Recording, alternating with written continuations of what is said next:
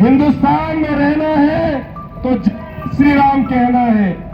आप सब इस यात्रा में शामिल हो। जय श्री राम। धर्म नगरी मथुरा की पावन धरा पर आज उस समय अद्भुत दृश्य देखने को मिला जब हिंदू सनातनियों द्वारा विराट हिंदू सम्मेलन के उपलक्ष्य में एक भव्य शोभा यात्रा का आयोजन किया गया। जय श्री राम के गगनभेदी नारों से संपूर्ण शहर भक्तिमय और उत्साहपूर्ण वातावरण में रंग गया। यह भव्य शोभा यात्रा ठाकुर प्रकाश सिंह के नेतृत्व में छठीकारा कार्यालय से प्रारंभ हुई। इस विशाल शोभा यात्रा के काफिले में बड़ी संख्या में बाइक सवार युवा कार्यकर्ता, 4 पहिया वाहन शामिल रहे, जिन पर भगवा ध्वज लहरा रहे थे। यात्रा छठीकरा से होते हुए मथुरा शहर के विभिन्न प्रमुख मार्गों महेश्वरी चौराहा, मसानी चौराहा, डिग गेट, होली गेट, टैंक चौराहा, नया बस स्टैंड और गोवर्धन चौराहा होती हुई गोवर्धन चौराहा से आनंद लोक पहुंची, जहां विराट हिंदू सम्मेलन के रूप में यात्रा को समापन किया गया। इस यात्रा में मुख्य अतिथि के रूप में राष्ट्रीय स्वयंसेवक संघ के क्षेत्र प्रचार प्रमुख पदम जी मौजूद रहे, जिन्होंने समाज को संगठित रखने के लिए पाठ पढ़ाते हुए कहा कि आज भारत का हिंदू गर्व से कहता है कि मैं हिंदू हूँ। यही संघ की निस्वार्थ मेहनत का परिणाम समाज में देखने को मिल रहा है। पूरे मार्ग में श्रद्धालुओं और कार्यकर्ताओं का उत्साह देखते ही बन रहा था। भगवा ध्वज लहराते हुए हजारों की संख्या में हिंदू सनातनी कार्यकर्ता यात्रा में शामिल हुए। जगह जगह पुष्प वर्षा कर यात्रा का स्वागत किया गया। जय श्री राम और भारत माता की जय के उद्घोषों से पूरा वातावरण गुंजायमान हो उठा। इस अवसर पर साधु संतों से स्वाभिमान यात्रा बढ़ चढ़कर भाग लिया। उनके आशीष वचन और मार्गदर्शन ने आयोजन को आध्यात्मिक ऊर्जा प्रदान की गई। आयोजकों ने बताया कि आगामी विराट हिंदू सम्मेलन को ऐतिहासिक बनाने के लिए यह शोभा यात्रा जन जागरण और संगठन शक्ति का संदेश देने हेतु निकाली गई। यात्रा के दौरान सुरक्षा और व्यवस्थाओं का भी विशेष ध्यान रखा गया है। सैकड़ों वाहनों के मौजूद पूरे मार्ग में अनुशासन और संयम बनाए रखा गया। सभी कार्यकर्ताओं ने व्यवस्थित रूप से यात्रा को सफल बनाने में सहयोग किया। गाड़ियों का काफिला रहा, जो काफिला सिर्फ एक आवाज के साथ जुड़ा, जात पात की करो विदाई, हम सब हिंदू भाई भाई। अपने स्वाभिमान को पहचानने के लिए ये गर्जना की गई थी।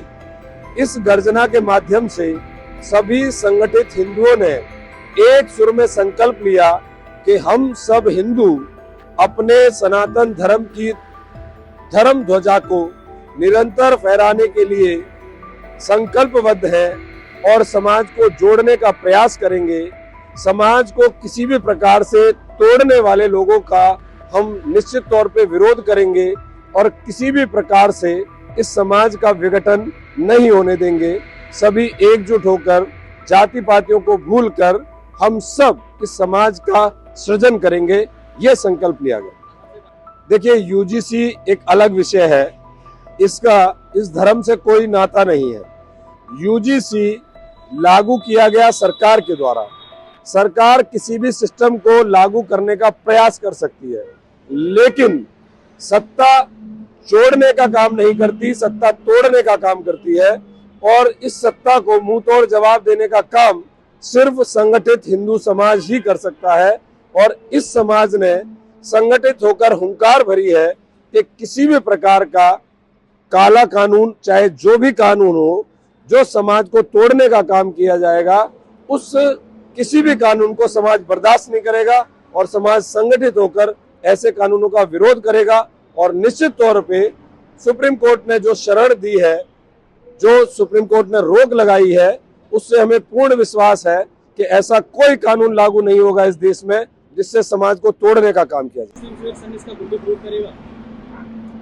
देखिए, राष्ट्रीय स्वयंसेवक संघ की जहां तक बात है, राष्ट्रीय स्वयंसेवक संघ अखंड भारत की बात करता है, पूरे हिंदुत्व को, हिंदुओं को जोड़ने की बात करता है, समाज के सृजन की बात करता है, समाज में से जात पात खत्म करने की बात करता है, सौहार्दपूर्ण वातावरण की बात करता है।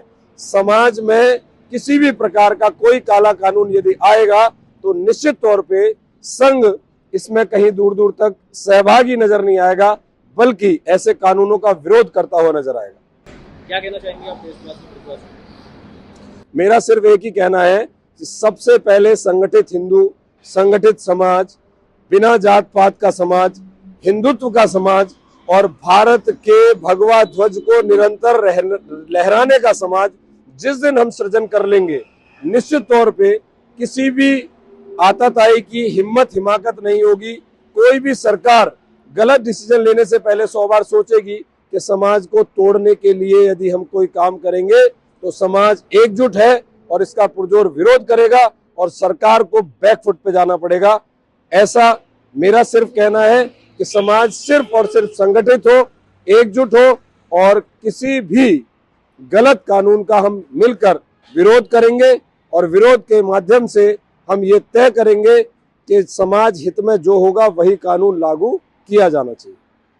आज हिंदू स्वाभिमान यात्रा, जिसका मुख्य उद्देश्य जो आक्रांताओं और अंग्रेजी शासन में जो हिंदू अपने आप को भूल चुका था, उनकी जन जागृति के लिए, उनके स्वाभिमान के लिए हिंदू स्वाभिमान यात्रा का आज छठीगरा से और गोवर्धन चौराहे तक समापन हुआ। जहाँ तक बात हिंदू एकता की है, इसमें मुख्य नारा रहा कि हिंदू हिंदू भाई भाई, जात पात की करो विदाई। तो जहाँ तक बात है जात पात की, तो इसमें पूर्व में किसी भी शास्त्र में जात पात का वर्णन नहीं है। सबसे बड़ी बात विडंबना सिर्फ मुगलों, आक्रांताओं और अंग्रेजी शासन में जो जाति में बांटकर हमको अलग करके जो राज किया गया, सिर्फ एकमात्र उद्देश्य था। अन्यथा हिंदुओं के ऊपर कभी कोई राज नहीं कर सकता। हिंदुओं की एकता पहले भी थी और आज भी है। सिर्फ स्वाभिमान बाकी था, जिसके लिए जन जागरण अभियान चलाया जा रहा है और इस यात्रा का उद्देश्य घर घर तक पहुंचेगा और बहुत जल्द हिंदू को अपने स्वाभिमान की पहचान होगी और भारत हिंदुत्व के बल पर अग्रसर होगा और नए राष्ट्र का निर्माण होगा। स्वाभिमान क्या है? स्वाभिमान जब मानसिकता को कुचलकर, किसी की इज्जत, मान सम्मान, संस्कारों को कुचलकर, उसको जो विधर्मियों ने जिस प्रकार से रणनीति के तहत हमारे हिंदुओं पर अत्याचार किए, उनसे परे हम आज क्या हैं, अपने आप को पहचानें। हमारी एकता क्या है, उसको हम पहचानें। क्योंकि सनातन धर्म की चर्चा अगर होती है तो सबका समावेश सनातन धर्म के अंदर है। इसी समावेश को हम स्वाभिमान का नाम देंगे कि जो सत्य है और जो मानवता है, उस स्वाभिमान के अनुरूप हिंदू अपने घरों में, अपने परिवारों में जन जागरण अभियान चलाए और सनातन धर्म और प्राकृतिक जो संस्कार हैं उनके अनुरूप घर में शिक्षा और हर तरह का संपन्नता के साथ परिवार का जीवन यापन करें, जिससे कि हर घर मंगल हो और आने वाले जीवन में सभी को कष्टों से मुक्ति मिले। क्या लगता है इस यात्रा से कितने हिंदू एकत्रित हुए और किनका स्वाभिमान चल रहा है? देखिए, जहाँ तक किसी भी यात्रा का, हिंदुत्व की जो भी यात्रा आज तक निकाली गई है, उनमें जोश तो होता ही है, लेकिन इस यात्रा का विशेष जो हमें देखने को मिला कि ये बहुत लंबी यात्रा थी, लगभग 17-18 किलोमीटर की यात्रा रही। इस यात्रा में जो हमने देखा, जो दृश्य हमने देखे, कि वास्तव में सुनने का प्रयास किया गया कि ये क्या है। हिंदू स्वाभिमान यात्रा बहुत पुराना नाम है, स्वाभिमान हर कोई जानता है, लेकिन इस स्वाभिमान जो शब्द है उसको घर घर में जिस प्रकार से समझाया जाएगा वो बहुत महत्वपूर्ण होगा। क्योंकि स्वाभिमान की लड़ाई तो घर में भी लड़ी जाती है कई बार, लेकिन स्वाभिमान के मायने बहुत सारे हैं। तो घर घर जाके अभी कुछ दूसरा अध्याय बाकी है कि घर घर जाके स्वाभिमान को समझाया जाएगा, राष्ट्र का निर्माण होगा, युवा शक्ति जागृति होगी, नशा जो नाश कर दे उससे मुक्ति मिलेगी और युवा शक्ति ही आज कल का भविष्य है और नए राष्ट्र का निर्माण करने के लिए युवा शक्ति को आगे आना होगा। और युवा शक्ति ही हमेशा से ऐसी क्रांति में भाग लेकर नया आयाम पैदा खड़ी करती आई है और हमें लगता है कि इस यात्रा का विशेष लाभ होगा। हिंदुओं के घरों में जिस प्रकार से जो कुरीतियाँ चलती आई हैं उनसे मुक्ति मिलेगी और जो जन भावना है, जो संस्कार हैं, उनका आदान प्रदान करेंगे, जिससे कि स्वाभिमान के लिए लोग अपनी लड़ाई लड़ेंगे, अपने सम्मान की लड़ाई लड़ेंगे और हर कोई परिवार अपने घर में ही सब कुछ, जितनी भी समस्याएं हैं उनका समाधान करेगा और आने वाले समय में हिंदुत्व की जीत होगी और भारत विश्व गुरु बनेगा। आप सम्मान और स्वाभिमान की लड़ाई की बात कर रहे हैं और एक तरफ यूजीसी लागू कर दिया गया है। देखिए, मैं तो कहूँगा कि जैसे भगवा का मतलब होता है भय से भूमि या भवन, गै से गगन और वा से वायु। तो भगवा जो शब्द है वो भगवान से बना है। भगवान में से आखिरी में ने अगर हटा दिया जाए तो भगवा रह जाता है। तो न का मतलब ही हिंदू है। कैसे? नमक हराम, जो नमक हराम नहीं है वही हिंदू है, बाकी सब नमक हराम है। तो इसलिए हम उस पर ज्यादा नहीं कहना चाहेंगे कि इस देश में ऐसी राजनीति के तहत कुछ लोगों के द्वारा जो षड्यंत्र किया गया था उसको माननीय सर्वोच्चतम न्यायालय ने रोक लगा दी गई है और भविष्य में ऐसी किसी भी कार्य प्रणाली का किसी भी तरह का समावेश या मान्यता नहीं दी जाएगी। और अब तो हिंदू जाग गया है, सिर्फ हिंदुत्व की लड़ाई है, बाकी जात पात की करो विदाई, हिंदू भाई भाई। इसलिए आज इस हिंदू सम्मेलन से एक सीख लेकर जाओ। पहली, जब भी हम उद्घोष करें तो दोनों मुट्ठी बंद करके हाथ ऊंचे करके, ये बंद मुट्ठी हमारी संगठित शक्ति का प्रतीक है और संगठित नहीं, ये विजय शक्ति का प्रतीक है। खुली मुट्ठी हमको विभाजन की ओर ले जाती है, कमजोरी की ओर ले जाती है। एक बार जरा अगर मेरी बात पीछे तक चली गई हो तो मेरे बात बोलिए। भारत माता की जय। कुछ खुली दिखी अभी मुट्ठी। भारत माता की जय। और ये दोनों हाथ ऊपर उठाकर बोलेंगे तो और आनंद आएगा।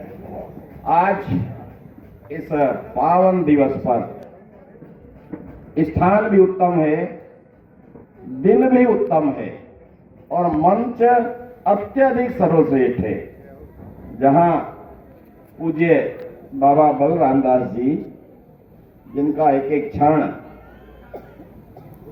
वर्तमान आडंबरों से दूर रखते हुए सतत समाज के लिए चिंतन होता है, ऐसे पूज्य बाबा बलराम दास जी, श्रद्धेय मोहन बिहारी दास जी, और जिनका अभी तलवार प्रदर्शन से पहले हमने प्रबोधन सुना, मोरकुटी के श्रद्धेय महंत त्यागी जी,